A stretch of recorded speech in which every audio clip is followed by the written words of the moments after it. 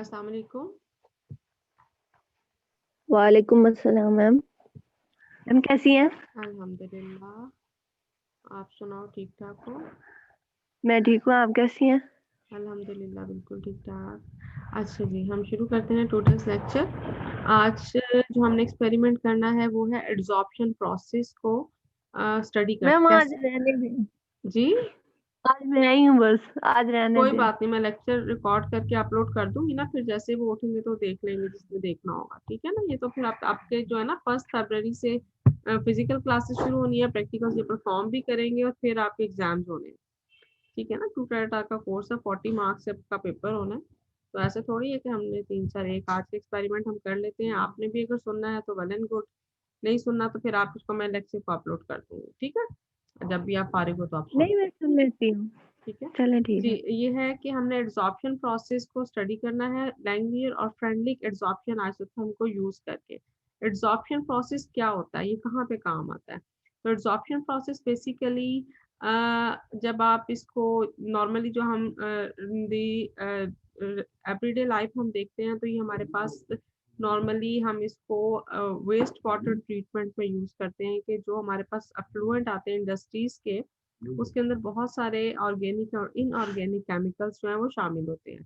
उन ऑर्गेनिक और inorganic substances को रिमूव करने का जो बेस्ट वे है, डिफरेंट मेथड्स हैं। आयन एक्सचेंज का मेथड्स है, कोएगुलेशन का मेथड भी होता है और एक्सचेंज रेजिन्स का मेथड भी होता है। लेकिन एड्सॉर्प्शन का प्रोसेस जो है ये सबसे जो है वो इकोनॉमिकल है और इको फ्रेंडली है कि हमारे पास जो बहुत सारे एग्रो बेस्ड हैं। आप सबको पता है पाकिस्तान एक एग्रीकल्चर कंट्री है, ज़रूरी मुल्क कहते हैं ना हम इसको। तो इसलिए बहुत सारे हमारे पास जो भी जो क्रॉप्स होती हैं, जब हम व्हीट है हमारे पास, तो उसके बाद जब हम उसका गंदम का दाना ले लेते हैं और पीछे व्हीट हस्क बाकी बच जाता है। राइस है तो राइस हस्क बाकी रह जाता है।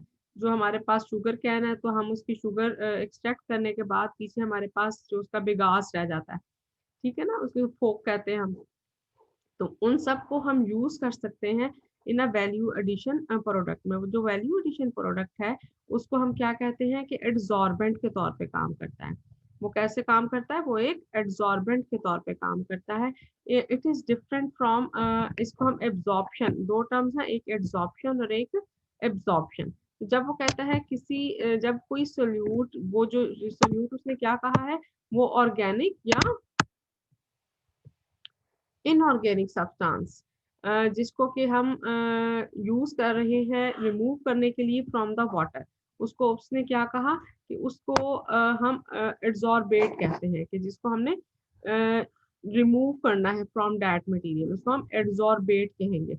और जिसको जिसने रिमूव करना है उसे एड्सॉर्बेंट कहेंगे। तो हमने डिफरेंट एड्सॉर्बेंट को यहाँ पर करेक्टराइज करना है कि हमारे पास जो डिफरेंट एड्सॉर्बेंट है वो कैसे बिहेव करते हैं for different adsorbate. Adsorbate suppose वो आपका अगर टेक्सटाइल इंडस्ट्री है तो टेक्सटाइल इंडस्ट्री में बहुत ज्यादा कलर्स डाइज यूज होती हैं। तो डाइज टेक्सटाइल एफ्लुएंट में जो डाई होगी वो एड्सॉर्बेट होगी।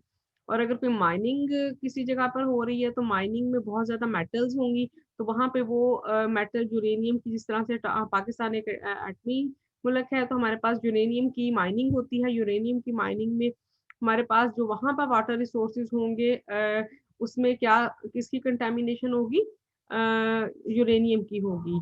यूरेनियम रेडियो एक्टिव एलिमेंट है और उसके बहुत ज्यादा अगर वो सिस्टम में एंटर हो जाता है इकोसिस्टम में तो उसके बहुत ज्यादा ड्रॉबैक्स हैं और वो बहुत ज्यादा नुकसानदेह हो सकता है for the health of the whole biota के साथ, चाहे वो एनिमल्स हैं, फ्लोरा है, फौना है, किसी के लिए भी वो फेटल होगा। तो it is different from absorption. ये जो एब्जॉर्प्शन की टर्म है उसने कहा कि एब्जॉर्प्शन से डिफरेंट है, in which substance diffuse into a solid और liquid to form a solution. ठीक है, तो उसने कहा कि एक होता है एड्सॉर्प्शन की सरफेस के ऊपर सिर्फ जौन सी है वो एड्सॉर्ब हो जाएगी, और एब्जॉर्प्शन का क्या है कि वो सिर्फ सरफेस के ऊपर नहीं होगी बल्कि वो डिफ्यूज हो जाएगी इनटू अ सॉलिड और liquid to form a solution, कि वो उसके अंदर अब डिफ्यूजन का प्रोसेस आ गया। इन दोनों को कंबाइनली एब्जॉर्प्शन एंड एड्सॉर्प्शन दोनों को कंबाइन करके हम कहते हैं दिस इज अब्जॉर्प्शन प्रोसेस। ठीक है, अब जो हमारे पास मटेरियल एड्सॉर्ब हुआ है या जॉर्ब हुआ है, उसके अगर तो हमारे पास सपोज वो यूरेनियम है, तो यूरेनियम एक बहुत वैल्यूएबल मटेरियल है, इसलिए हम उसे डिसॉल्व कर लेंगे। जो वाटर में आ गया था वो जो वाटर में चला जाएगा, फिर जो उस वाटर को यूज करेगा उसके लिए वो नुकसानदेह है। लेकिन यूरेनियम एज एटॉमिक रिएक्टर के तौर पर ये बहुत ही वैल्यूएबल मटेरियल है, इसलिए हम इसको उस मटेरियल से जिसमें कि ये जॉर्ब हो गया है, हम उसे डिसॉर्ब भी कर लेंगे। तो desorption is the reverse process of sorption. Got it? अच्छा, अब ये जॉर्प्शन प्रोसेस जो है is of two type including, ये जो कहता है प्रोसेस, अब हमने यहाँ पे अभी जॉर्प्शन और एडजॉर्प्शन का या एब्जॉर्प्शन का कहा है, इसमें टू टाइप्स, इसमें फिसजॉर्प्शन भी हो सकता है और इसमें केमजॉर्प्शन भी हो सकता है। फिसजॉर्प्शन का मतलब फिजिकली जो है ना वो उसके ऊपर जॉर्ब हुआ है, उसमें कोई नई केमिकल बॉन्डिंग डेवलप नहीं हुई है, ठीक है ना, जस्ट वो वहां पे स्पेसिस थी। और जिस तरह आपके पास ये होता है ना सॉल्ट होता है, आप देखते हो कि जब रेनी सीजन होता है तो वो उसके ऊपर हाइग्रोस्कोपिक हो जाता है वो सॉल्ट, तो इसका मतलब है कि वो उसके जो उसके क्रिस्टल्स में जो वैकेंट स्पेसिस हैं उनके ऊपर जाके उसने उन स्पेसिस पे एडहेयर हो गया जाके। तो इस तरह के प्रोसेस को क्या कहेंगे? फिसजॉर्प्शन। उस तरह के प्रोसेस को क्या कहेंगे? फिसजॉर्प्शन। और केमजॉर्प्शन क्या है? यानी कि उसमें वैन डर वाल फोर्सेस सिर्फ इन्वॉल्व होंगी, जबकि केमजॉर्प्शन में क्या होता है कि एडहेरेंस हो जाती है मॉलिक्यूल की to the surface through the formation of a chemical bond, की उसमें क्या हो गया, केमिकल बॉन्डिंग हो जाएगी जाकर, जिसकी वजह से इसे हम कहेंगे chemisorption. Adsorption is widely used in industrial application. अब ये प्रोसेस कहाँ पे होता है? वो कहता है कि ये अभी मैंने आपको सिर्फ एग्जांपल एक दी थी कि हम वेस्ट वाटर ट्रीटमेंट में यूज करते हैं। उसने क्या कहा कि ये हम यूज कर सकते हैं एक्टिवेटेड चारकोल। एक्टिवेटेड चारकोल क्या है? ये हमारे पास एक्टिवेटेड कार्बन या एक्टिवेटेड चारकोल ये एड्सॉर्बेंट है। ये कहाँ पे यूज होता है बहुत ज्यादा? ये शुगर कैन इंडस्ट्री में। शुगर इंडस्ट्री में जो आपका रंग काट के तौर पे काम करता है ना, आप शुगर चीनी वाइट होती है ना, वाइट, तो उसमें जो उसको एब्जॉर्ब कर लेता है उसके कलर को, ठीक है, शुगर कैन के जो उसका जूस होता है उसके कलर के लिए हम एक्टिवेटेड चारकोल, तो वो उसके ऊपर कलर जो उसके अंदर मटेरियल जो उसके लिए कलर का रिस्पॉन्सिबल है वो उसके ऊपर जाके एब्जॉर्ब हो जाता है और उसको जो है वो उसका रंग कौन सा है, उसका जो कलर है वो कट ऑफ हो जाता है। सिंथेटिक रेजिन्स जो है वो भी यूज किए जाते हैं। ये जो आपके सिंथेटिक रेजिन्स में क्या आता है कि जो आपकी ये सॉफ्ट ड्रिंक की इंडस्ट्री है, सॉफ्ट ड्रिंक इंडस्ट्री में जो है हम रेजिन्स को यूज करते हैं। वो रेजिन्स क्या करते हैं कि कौन सी आपने देखा पेप्सी का उसका स्पेसिफिक कलर है, वो ना कभी डार्क बहुत होगा ना कहीं बहुत लाइट होगा, वो स्पेसिफिक कलर है, उसकी जो इंटेंसिटी है वो थ्रू आउट जो है वो सेम रहेगी। तो वो ये सब हम क्या यूज करके करते हैं, उस सिंथेटिक रेजिन्स को यूज करते हैं कि उसका कलर कितना डार्क होना चाहिए, कितना लाइट होना चाहिए, उसके लिए हम ये वाला प्रोसेस को यूज करते हैं। वाटर प्योरिफिकेशन मैंने आपसे डिस्कस कर लिया है। इट इज डिस्क्राइब्ड, अब इसको हमने, ये सिंपल प्रोसेस है लेकिन हम साइंटिफिकली इसको कैसे एक्सप्लेन करते हैं कि किस तरह से कलर की अमाउंट कंसंट्रेशन ज्यादा होगी और कैसे वो जो सा है हमारे पास उसको हम जो आपका एड्सॉर्बेंट है वो इसको किस तरह से एड्सॉर्ब करेगा।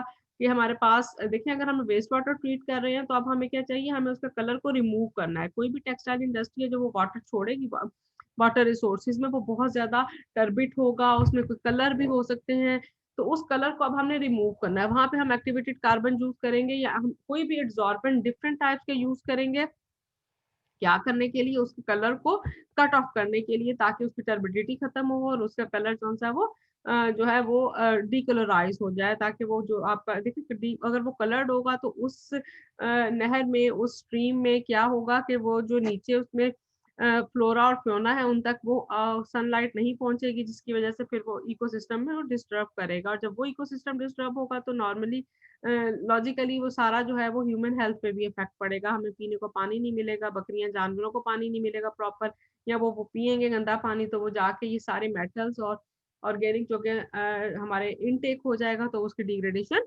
नहीं होगी। और मेटल्स तो वैसे भी डिग्रेड नहीं ना होती, वो नॉन डिग्रेडेबल मटेरियल होता है, ठीक है ना। अच्छा, फिर वो क्या कहता है कि अब इसको हमने सारे प्रोसेस को एक्सप्लेन कैसे करना है, कि हमने डिफरेंट आइसोथर्म्स हैं, कौन कौन सी हैं, यहाँ पे दो डिस्कस की गई हैं, Freundlich and the Langmuir isotherm, ठीक है। लैंगमियर आइसोथर्म और बेट आइसोथर्म भी इसने कहा है, लेकिन ज्यादातर हमारे पास सिंपलेस्ट वे होता है वो लैंगमियर का आइसोथर्म है।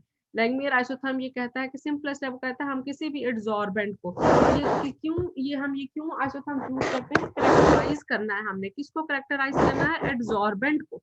कि जो हमारा एड्सॉर्बेंट है, देखिए एड्सॉर्बेंट डिफरेंट टाइप्स के होते हैं ना, अब हम जो हमारे पास डिफरेंट प्रोसेस है इसको रिमूव करने के लिए, सपोज हम यूरेनियम को ही ले लेते हैं, तो यूरेनियम को रिमूव करने के लिए हमारे पास अगर आयन एक्सचेंज मेथड है, कोएगुलेशन मेथड है, तो वो बहुत एक्सपेंसिव है, रिवर्स ऑस्मोसिस का मेथड है, उसके लिए वो एक्सपेंसिव मेथड है, और एज अ रिजल्ट कोएगुलेशन में क्या होगा कि हम एलम वगैरह को यूज करते हैं एज अ कोएगुलेंट, तो उसके नतीजे में एक और स्लज क्रिएट हो जाती है, एक सेकेंडरी पोल्यूटेंट जो है ना वो एंटर हो जाता है सिस्टम में।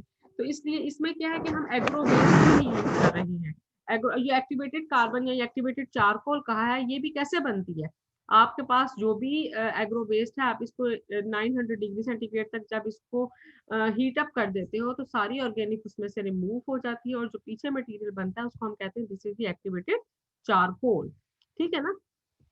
आप इसके जो है पाउडर फॉर्म में आती है, ये पाउडर फॉर्म, इसका बहुत सरफेस एरिया बहुत हाई होता है, जिसकी वजह से ये बहुत सारे मटेरियल को, अब इसके पोर साइज की वेरिएशन, इसको हम जितना टेम्परेचर पे हीट करेंगे, जिससे इसका स्मॉल साइज होगा उतना सरफेस एरिया ज्यादा होगा, तो हमारे पास डिफरेंट टाइप्स को हम डिफरेंट तरीके से करेक्टराइज कर सकते हैं। तो अब हमने करेक्टराइज करने के लिए हमने देखना है कि लैंगमियर कैसे एक्सप्लेन करता है। Langmuir described an empirical isotherm derived from a proposed kinetic mechanism for gas adsorbed on solid which was published in 1916। जो लैंगमियर है इसने सबसे पहले ये आइसोथर्म जो है वो प्रपोज किया था काइनेटिक मैकेनिज्म के लिए। वो किसके लिए था, वो गैसेस के लिए था, कि जो गैसेस एड्सॉर्ब हो जाती हैं सॉलिड के ऊपर। और ये कहाँ पे यूज थी, जो हमारे भट्टे वगैरह होते हैं, जितनी भी इंडस्ट्री है, जब यहाँ पे इनके बॉयलर्स जो से हैं वो चलते हैं, as a result gases, fuel gases जो सी हैं वो अमिट आउट होती हैं।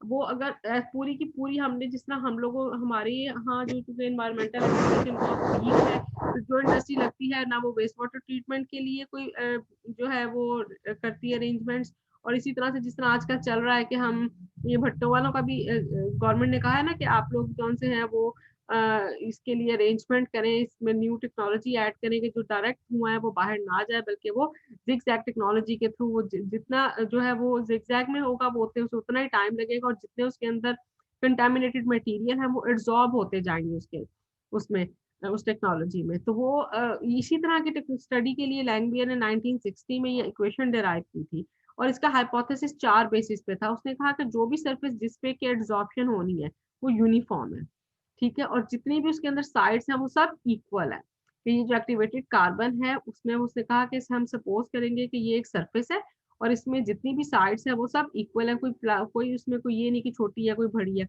एड्सॉर्ब मॉलिक्यूल इंटरैक्ट नहीं करते, तो इसका मतलब है कि ये लैंगमियर जॉन सी है वो फिज ऑप्शन को एक्सप्लेन करती है। All adsorption occur through the same mechanism, कि एक ही मैकेनिज्म फिज ऑप्शन को ही कंसिडर करते हैं। वो कहते हैं यहाँ पे कोई केमिकल इंटरेक्शन नहीं होता। At the maximum absorption only a monolayer is formed, कहता है सिर्फ ऐसे क्योंकि हमने एक सरफेस के तौर पे कंसीडर किया है तो एक मोनोलेयर इस पे बनेगी।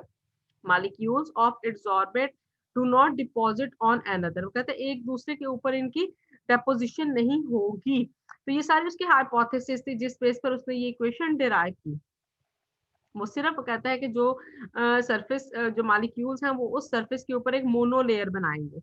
हर्बर्ट फ्रेडरिक ने 1909 में उसने एक्सप्रेस किया था isothermal variation of absorption of a quantity of gas absorb by unit mass of solid absorbent with pressure.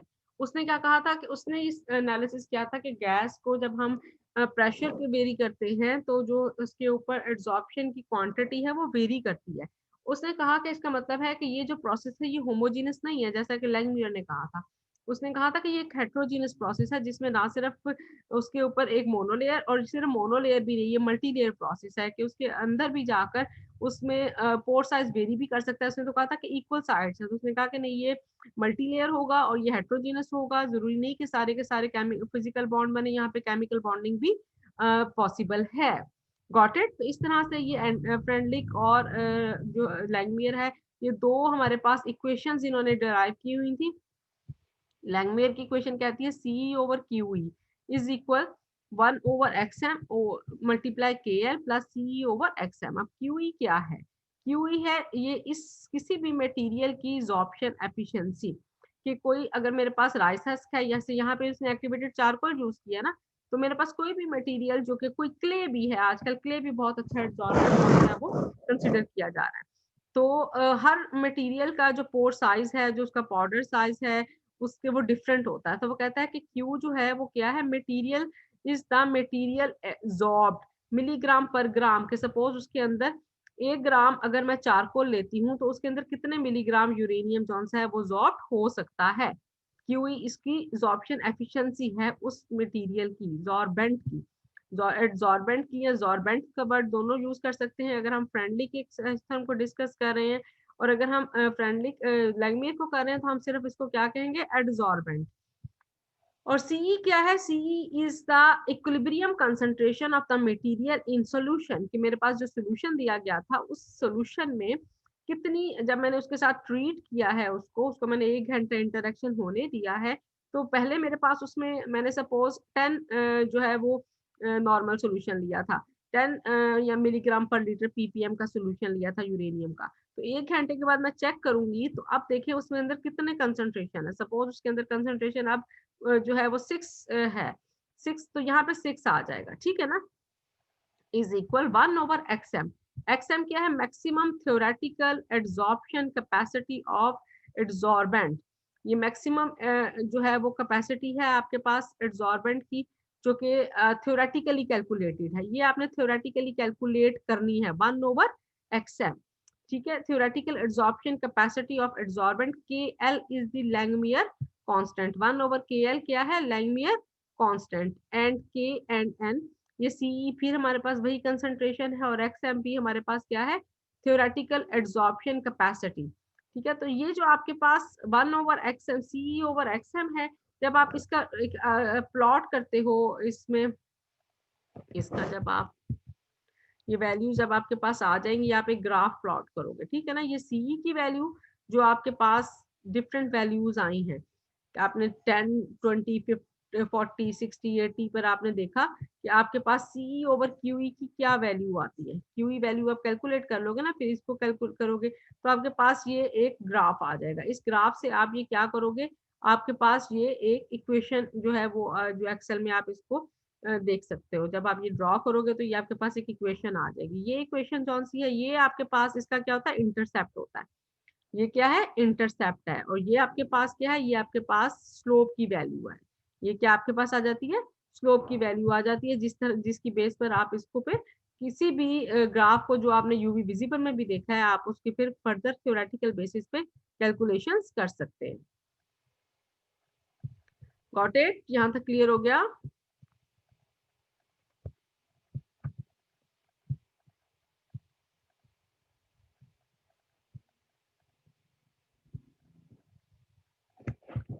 अच्छा, उसके बाद अब हमने क्या करना है, फ्रेंडली क्या कहता है, फ्रेंडली क्या कहता है कि लॉग क्यूई, क्यूई क्या था, वही आपके पास जो एब्जॉर्प्शन एफिशिएंसी जो आपने ये वाली मटेरियल की कैलकुलेट करनी थी, is equal 1/n log CE plus log of के।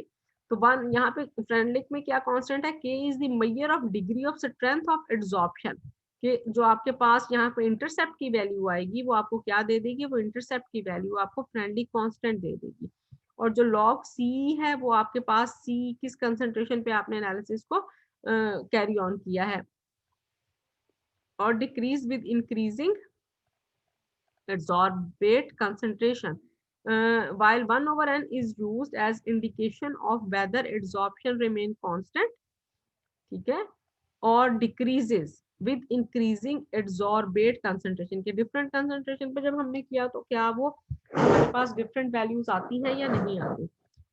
अब थोड़ा सा नेक्स्ट उसने एक्सप्लेन किया है कि चारकोल बेसिकली क्या है, जो एक्टिवेटेड चारकोल है वो क्या कहता है कि हैज बीन हीटेड और otherwise treated to increase absorptive power is called the activated charcoal.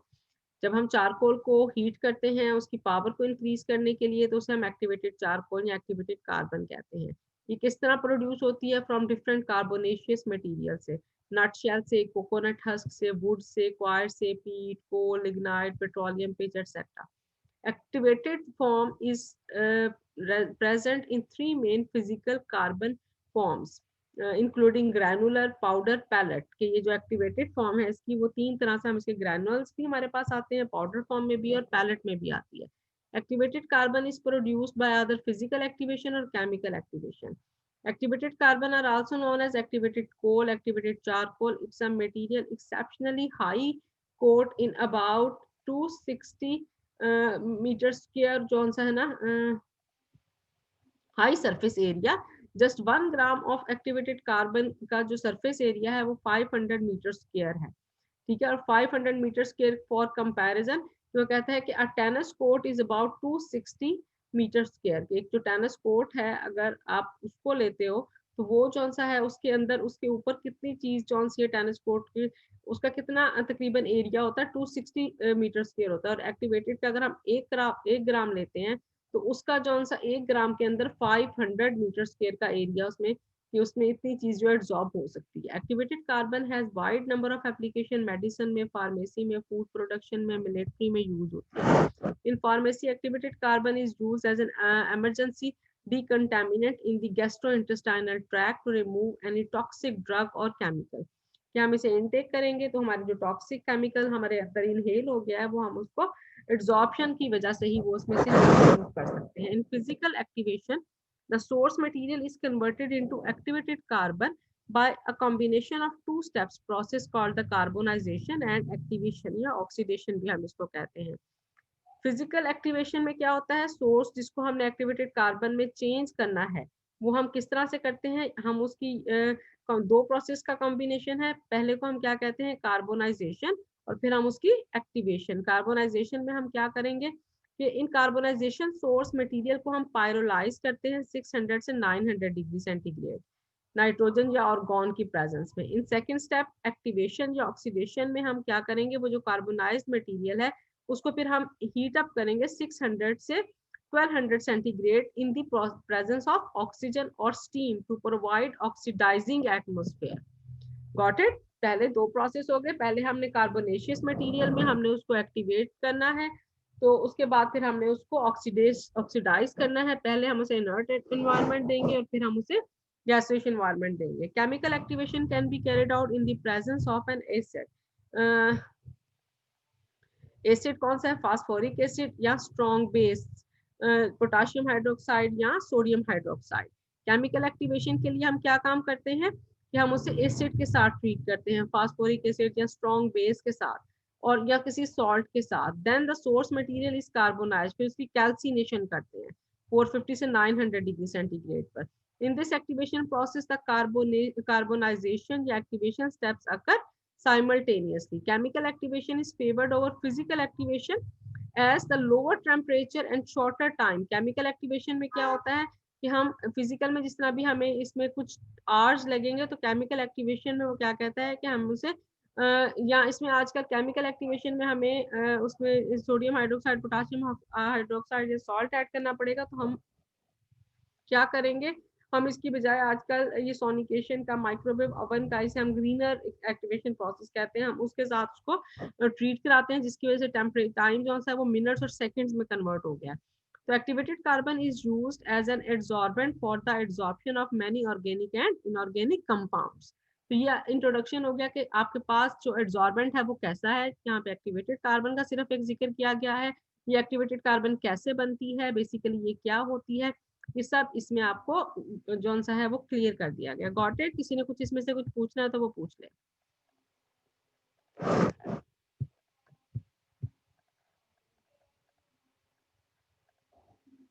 जी.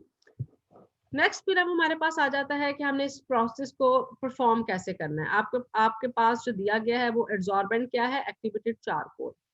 ठीक है, ये आपने बनानी नहीं है, इसको डेवलप नहीं करना, ये मार्केट से हमने बनी बनाई हमने ले लेनी है और उसको हम यूज करेंगे सिर्फ उस प्रोसेस को स्टडी करने के लिए. इसको बनाना एक अलहदा प्रैक्टिकल है, वो भी हम कर सकते हैं. होगा उसको मैं बता दूंगी. यकम फरवरी से आपकी जो है वो फिजिकल क्लासेस शुरू हो जाएंगी, तो इंशाल्लाह फिर हमारा इंटरेक्शन ज्यादा बेहतर हो जाएगा. तो इसमें आपने क्या करना है, आपके पास ऑक्जेलिक एसिड की उसने कहा है कि जो ऑक्जेलिक एसिड है ना, इसको हमने रिमूव करना है अगर वाटर से. तो आपका जो मटेरियल है जिसको आप रिमूव करना चाहते हो वो ऑक्जेलिक एसिड है. आपने किसके थ्रू इसको रिमूव करना है, एक्टिवेटेड चारकोल के थ्रू करना है। आप कैसे आप इस प्रोसेस को परफॉर्म करोगे, क्या आपने करना है, है उसके प्रोसेस को देखें। ये आपका है एक्सपेरिमेंट का नाम है study of adsorption process of oxalic acid. किसके ऊपर? एक्टिवेटेड कार्बन सिस्टम पे। किसको यूज करके? लैंगमियर और फ्रेंडली के एड्सॉर्प्शन आइसोथर्म को यूज करके आपने कैसे इसको परफॉर्म करना है। तो अपने पास कैसे परफॉर्म करना है, सबसे पहले आपने एक्वस सोल्यूशन बना लेना है किसका? ऑक्सैलिक एसिड का। डिफरेंट कंसंट्रेशन को हमने देखा ना, यहाँ पे आपने ये देखा है कि ये उसने कहा है कि ये डिफरेंट कंसंट्रेशन के साथ होगा काम। हमने जो एक्स एक्सिस पे ड्रॉ करना है डिफरेंट कंसंट्रेशन करनी है, तो हमने ऑक्सैलिक एसिड की डिफरेंट कंसंट्रेशन जो है ना वो बना लेनी है। 0.1 से लेके 0.4 मोलर तक हमने डिफरेंट कंसंट्रेशन के 4 सोल्यूशन आपके पास 0.1 to 0.4, ये भी हो सकता है 0.5, 0.1, फिर आप जो है वो 0.1, 0.2, 0.3, 0.4। तो इस तरह से आपने एक्वस सोल्यूशन ऑक्सैलिक एसिड के बाय डाइल्यूटिंग स्टॉक सोल्यूशन उसने कितना बनाया है? 0.5 मोलर का। 0.5 मोलर कंसंट्रेशन का ऑक्सैलिक एसिड का सोल्यूशन बना लेना। फर्दर डाइल्यूशन M1V1 करके तो आपने फिर 0.1 से 0.4 तक का जो है वो, ये देखें, ये 0.5 का बना लिया आपने, ये 0.5 का बना लिया, ठीक है। 0.5 की कंसंट्रेशन के बाद आपने फर्दर डाइल्यूशन से 0.4 का, 0.3 का, 0.2 का, 0.1 का और 0.05 का, ये आपने नोटबुक्स पे जो लिखना है वो सारी कि M1V1 कितना लेंगे कि 0.4 बनेगा, फिर M1V2 कितना लेंगे कि 0.3 ml जो है वो नॉर्मल जो है ना, ये मोलर जो है वो आपके पास ऑक्सैलिक एसिड बनेगा। वॉल्यूमेट्रिक फ्लास्क में आपने 0.1 से लेके 0.4 तक का जो है वो डाइल्यूशन से आपने ऑक्सैलिक एसिड के सॉल्यूशंस बना लेने हैं। फिर ट्रांसफर करना है उसको 1 to 5 ml of the solution from each flask into titrimetric flask and add 2 to 3 drops of phenolphthalein and titrate with 0.2 normal sodium hydroxide। ये देखें, आपने पहले 6 फ्लास्क लेनी है, ठीक है, उनके ऊपर नंबरिंग कर लेनी है।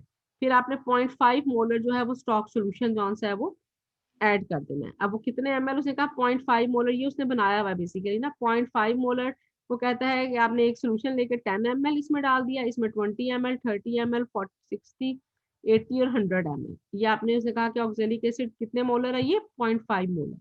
फिर आपने उसका वॉल्यूम कितना कर देना डिस्टिल वाटर के साथ? सबको 100 अप टू द 100 ml जब आप कर देंगे, जब आप इसमें तो है ही 100 ना, इसलिए यहाँ तक नहीं डालोगे, यहाँ तक आपने 20, इसके अंदर 20 ml डिस्टिल वाटर डालेंगे, इसके अंदर 40 डालेंगे, इसके अंदर 60 डालेंगे, इसके अंदर 80 डालेंगे, इसके अंदर 90 डालेंगे।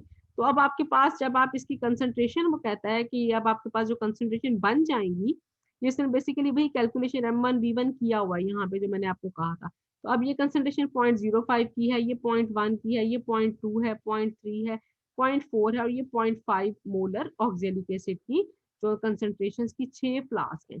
उन सब के अंदर आपने क्या करना है, आपने जो टाइट्रेशन फ्लास्क है, ये सब आपने फ्लास्क ले ली, इसके अंदर आपने 5 ग्राम क्या डाल देना है इसके अंदर, या इसमें ये है कि आप सबसे पहले इसको इन सब फ्लास्क में आप जो है वो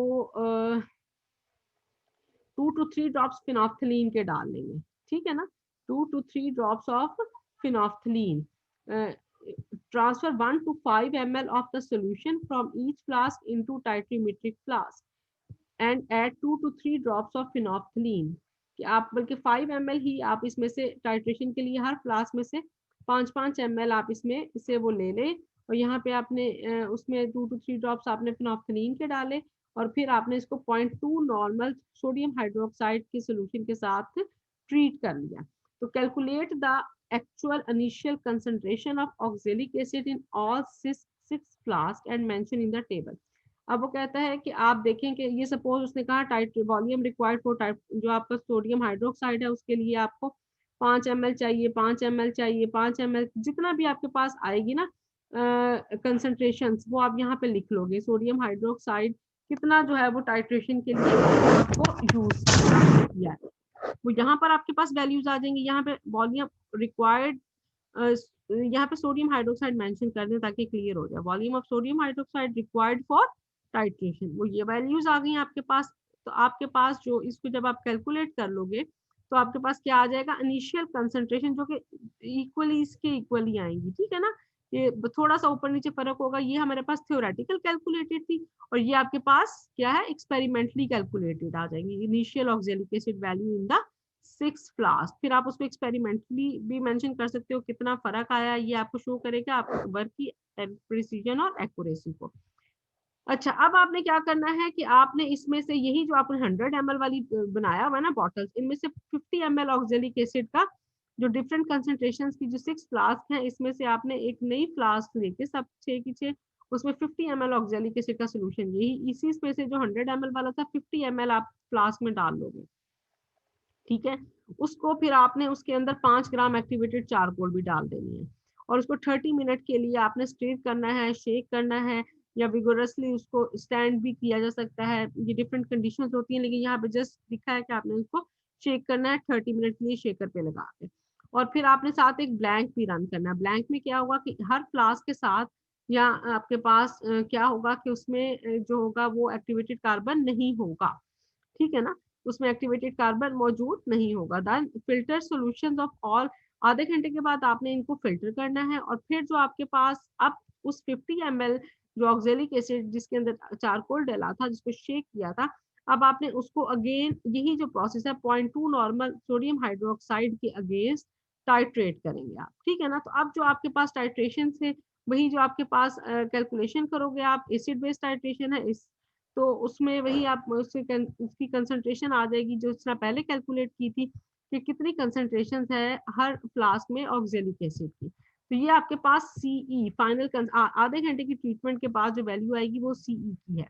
एब्जॉर्प्शन कैपेसिटी अब आपने सब फ्लास्क की कैलकुलेट करनी है मिलीग्राम पर ग्राम, कि कितने ग्राम हमने चारकोल लिया, 5 ग्राम लिया था, तो ठीक है ना, और इसमें कि कितने मिलीग्राम जौन सा है वो आपके पास ऑक्जेलिक एसिड उसके ऊपर एब्जॉर्ब हुआ है। तो ये कैसे कैलकुलेट करेंगे, वो सी आई माइनस सीई जो आपने ये वाला प्रोसेस किया था, ये जो एक्सपेरिमेंटल वैल्यू थी हमारे पास और जो हमने कैलकुलेशन से भी इसको फर्दर कंफर्म किया था, तो ये 0.05 जो थी इसकी इनिशियल कंसंट्रेशन थी।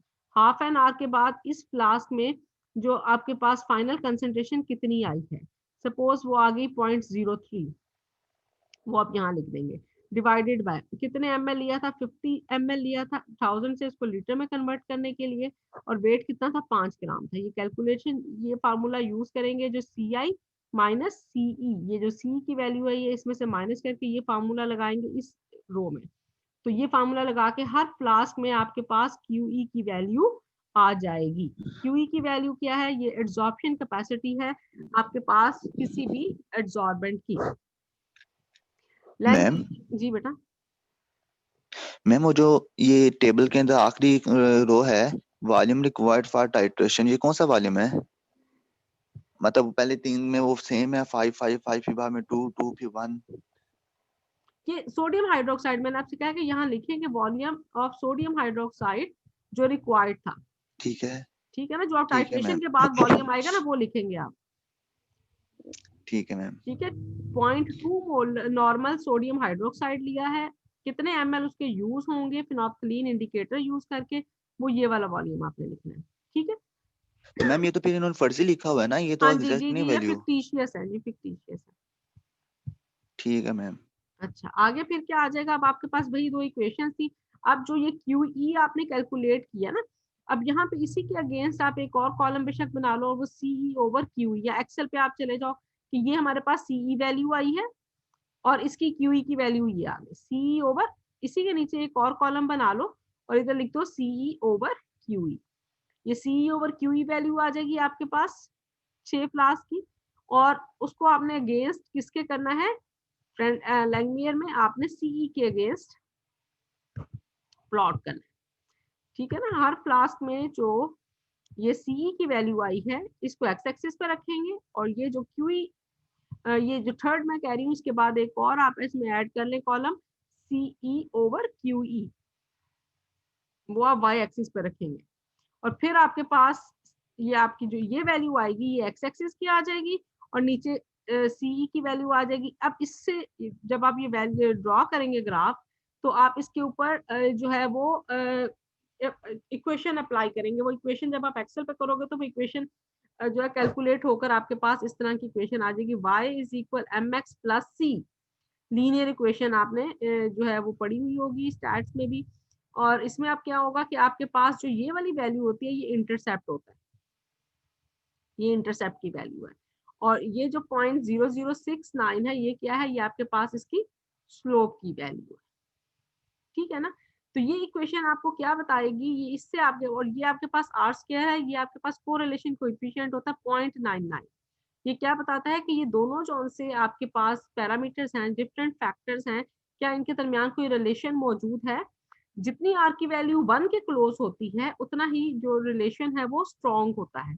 जितनी ये वैल्यू अगर 0.68 है तो उसका मतलब है कि ये दोनों के दरमियान में कोई रिलेशन नहीं है। 0.98, 0.99, ये 1 आइडियल सिचुएशन होती है, ठीक है ना। तो नॉर्मली हम इसको 0.99 अगर आ रहा होता है तो हमारा ये बेस्ट एक्सपेरिमेंटल रिजल्ट कंसिडर किया जाता है। ये बहुत स्ट्रेट लाइन आ रही है, ये भी हो सकता है ये एक एक डॉट जॉन सा है वो यहाँ पे जाएगी, लेकिन हम इसको लीनियर फिर देखते हैं कि कितनी हमारे पास जो है वो इसमें जो है वो प्रिसीजन लेस आ रही है, तो उतनी ही आर स्क्वायर की वैल्यू भी लेस होती जाएगी। गॉट इट, ठीक जी है जी। ये अगर आर स्क्वायर की वैल्यू 0.99 आ रही है तो उसका मतलब है आपका एक्सपेरिमेंट जो है वो ठीक है, ये लैंगमियर को फॉलो कर रहा है, लैंगमियर के रूल को फॉलो कर रहा है कि ये एड्सॉर्बेंट है, ये मोनोलेयर है, इसके सारी साइज जो है वो बराबर है। और अगर ये नहीं इसकी वैल्यू तो इसका मतलब है कि ये जो आपका एक्टिवेटेड कार्बन है ये लैंगमियर को फॉलो नहीं कर रहा, इसमें कोई फिजिकल एड्सॉर्प्शन नहीं है, ये मोनोलेयर नहीं है बल्कि ये मल्टी लेयर है, ये हेट्रोजीनस सिस्टम है। यहाँ पे आयन एक्सचेंज भी हुई है जिसमें फिर उसके लिए हम क्या करते हैं, फिर हम देखते हैं कि अगर यहाँ पे वैल्यू आर स्क्वायर की वैल्यू जो सी है वो हाई नहीं है, फिर हम फ्रेंडली को देखते हैं कि अब ये जो हमारे पास log of CE log of QE ये जो इक्वेशन है, फिर हम इस ये जो क्यूई हमारा आया ये इसका, फिर एक और नीचे सेकंड रो आप ड्रॉ करोगे उसमें लॉग ले लोगे और फिर log ऑफ क्यूई, फिर इसको आप जब ड्रॉ करोगे तो आपके पास log ऑफ सी को एक्स एक्सिस पे रखोगे और क्यू को वाई एक्सिस पे रखोगे, और फिर आप इसका स्ट्रक्चर जब इसको ग्राफ प्लॉट करोगे तो वही आपके पास ये स्लोप और इंटरसेप्ट की वैल्यू आएगी। और ये आर स्क्वायर की वैल्यू 0.83 है, ये इससे जो 0.99 से कम है, इसका मतलब है कि इस एड्सॉर्बेंट में, इस एक्सपेरिमेंट में जो उसने किया है वो क्या है आपके पास, वो वैल्यू कौन सी है, वो लैंगमियर को फॉलो कर रही है, फ्रेंडली को फॉलो नहीं कर रही। Got it. तो ये हर एड्सॉर्बेंट का डिफरेंट होता है with respect to the adsorbent. अच्छा, ये पैरामीटर कांस्टेंट, ये लैंगमियर का आइसोथर्म कांस्टेंट मैक्सिमम जो आएगी वो हम देख लेंगे मिलीग्राम पर ग्राम, जितनी आपने कैलकुलेट की इसमें जो मैक्सिमम आती है वो आप जो है उससे कैलकुलेट कर लोगे। के की वैल्यू, आर स्क्वायर की वैल्यू, ये आपको सारी इंफॉर्मेशन ग्राफ से मिल जाएंगी और आपके पास ये जो लैंगमियर और फ्रेंडली की एब्जॉर्प्शन स्टडी है ये कंप्लीट हो जाएगी, ठीक है ना। अब आइसोथर्म क्या होती है, ए plot of experimental observation measured eight equal temperature, room temperature पे हमने सारे काम किए हैं। आइसो का मतलब सेम टेम्परेचर पर एक्सपेरिमेंटल ऑब्जर्वेशन क्या बताती है। एक्टिवेटेड कार्बन क्या होती है, जो कि चारकोल जिसे हम हीट करते हैं और उसकी एब्जॉर्प्टिव पावर को इंक्रीज कर देते हैं, उसे एक्टिवेटेड कार्बन कहते हैं।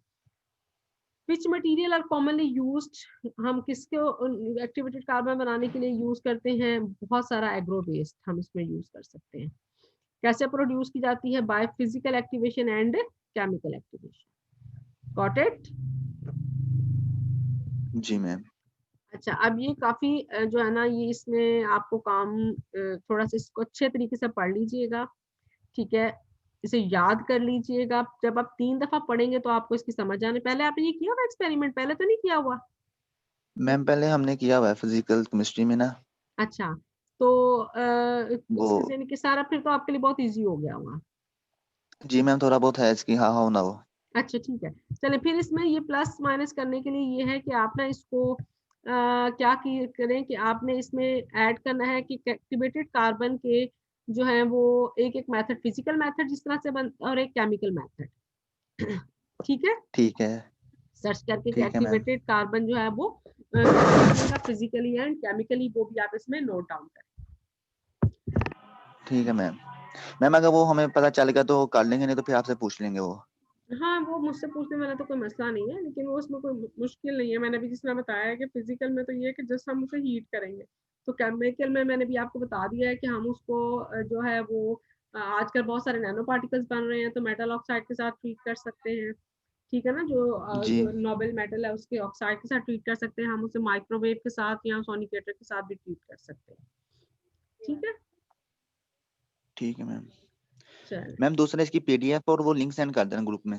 हाँ जी वो मैं कर रही हूँ। और दूसरा मैम नेक्स्ट प्रैक्टिकल तो रहने देना ना लें हम, नेक्स्ट थर्सडे को अब मेरा ख्याल क्योंकि है क्या। हाँ हाँ, आज 21 है तो हो सकता है 28 तक चला जाए, मतलब नेक्स्ट, तो उसके बाद यकम से तो मैम वो क्लासेस स्टार्ट है। आपके कितने एक्सपेरिमेंट्स हो गए अब तक। मैम ऑलमोस्ट हो गई है, तकरीबन 7 को तो हो गए होंगे, 6-7। 6-7 हो गए हैं। चले नहीं, आप मैम मैं देख 6 लूंगी, ये हुए रिकॉर्डेड हैं। भेज दूंगी आपको, तो आप ना ये फिर 6 नोट कर लीजिएगा, ताकि सारा काम नोट हुआ होगा ना, तो जब आप आओगे तो 2-4 दिन में ही वो सारा आपसे परफॉर्म भी कर लो। सही है। तो मैम हमने अगर ओके मैम। 1 तारीख से आते हैं तो कंसेक्टिव क्लासेस होंगी हमारी, मतलब प्रैक्टिकल के लिए, पता कि नहीं, अभी वीक तक में कभी एक कोई दफा? भी प्लान नहीं दिया यूनिवर्सिटी में। जो टाइम टेबल इंचार्ज है वही बताएंगे ना, कुछ भी जिस तरह भी करना है, या तो कंसेक्टिव सारी लेंगे, या ये कि एग्जॉस्टली जो है वो हर क्लास आकर 3 दिन में आकर तो अपने प्रैक्टिकल्स परफॉर्म करती जाए। कुछ इस तरह का जो भी प्लान बनेगा वो फिर यकम तक क्लियर हो जाएगा। ठीक है। चलिए, बहरहाल आप लोग अपना काम रखें कि आप लोगों को जो 6-7 करवाए हैं इन सब का अच्छा सा वाइवा तैयार कर लीजिएगा। इस सब की जो है वो आपके पास प्रिंसिपल्स, आपको इक्वेशंस, ये जो ग्राफ्स हैं वो हर चीज बनी हुई हो आपके पास। ठीक है, ठीक है मैम। ये काम कर लीजिएगा आप लोग। चलिए, अल्लाह हाफिज। Excuse me ma'am. जी बेटा। मैम हम्म मैम आपने कहा ना ग्राफ और कैलकुलेशन, हम्म, जब जी जी। हमने फिजिकल प्रैक्टिकल्स करने हैं हम्म। वो तो हम एक्यूरेट रीडिंग्स लेंगे, तो जब हम कॉपी में लिखेंगे वो सिर्फ थ्योरेटिकल रीडिंग की नहीं, वो जब आप प्रैक्टिकल करेंगे ना वो साथ एक ग्राफ लग जाएगा उस वक्त। अभी आपने सिर्फ ये ग्राफ ड्रॉ वगैरह। करने हैं, टेबल्स बना लें। टेबल्स बनाने की 1-2 जगह छोड़ देंगे, और क्या है इसमें। ठीक है, जी ओके मैम ठीक है। अभी आप पूरी कंप्लीट नोटबुक यस रखें, मैम। क्योंकि एक दफा आपके हाथ से गुजर जाएगा ना, फिर उसे मैं पहले चेक कर लूंगी कि हाँ जी, देखे ना जिस तरह भी टेबल बना हुआ है। आप में बहुत सारे बच्चे की ना वो यूनिट्स नहीं लिखते हैं। ग्राफ बना है तो कोई एक्स वाई एक्सिस नहीं लिखते हो, लेबल नहीं प्रॉपर करते हो, और वो फिर आप कहते हो पेपर में हमारे नंबर कट गए। इस स्टेज पर अगर इतनी सी बात नहीं समझ आएगी तो उसका कोई फायदा तो ना हुआ फिर। Yes ma'am. चल, ठीक है जी, अल्लाह हाफिज। हाँ।